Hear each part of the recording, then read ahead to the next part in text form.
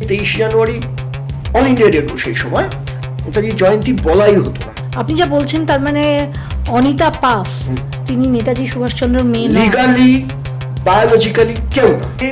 জওহরলাল নেহরু সুরেশচন্দ্র বসুকে প্রেসাস লিখছেন যে ভারত সরকারের কাছে নেতাজির মৃত্যুর কোনো প্রমাণ নেই। এই সন্ন্যাসী যে নেতাজি হাতের লেখা হাইট করছে বুঝতে কোনো অসুবিধাই হবে না। 90 দশক পর্যন্ত দেখেছি সংবাদপত্র নেতাজি নিয়ে খবর খুব অল্প একটুকু থাকতো। আমরা তো হইচই করতাম অমুক পেপারে নেতাজি নিয়ে একটা খবর আছে। সুরেশচন্দ্র বসু তিনি অসাধারণ, তিনি ডিসেন্টিয়েন্ট রিপোর্ট লিখলেন, তাতে পুঙ্খানুপুঙ্খভাবে উনি লিখলেন কেন এয়ার ক্র্যাশটা মিথ্যা।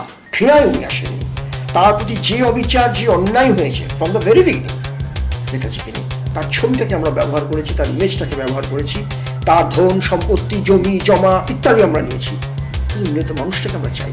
তার থেকেও রহস্যময় এবং হাস্যকর বলবো না অলৌকিক বলবো জানি না, একদম চকচকে ব্রাউন পেপারের প্যাকেট, তারপর ব্রাউন পেপারের প্যাকেট খোলা, কালো কালো গুঁড়ো গুঁড়ো ছাই, কোথায় গেছে?